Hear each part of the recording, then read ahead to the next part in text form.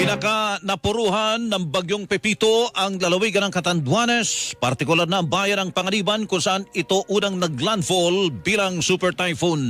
Ayon sa Office of Civil Defense, 11 sa 16 na bayan sa Catanduanes ang hinagupit ng bagyo.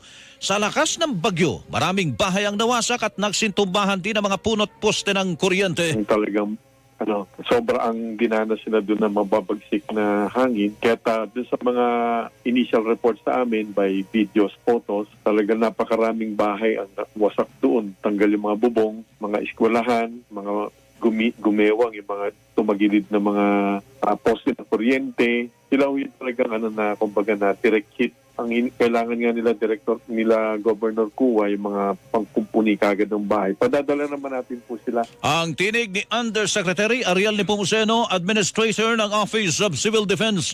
Bukod sa daang bahay na winasak ng malakas na hangin,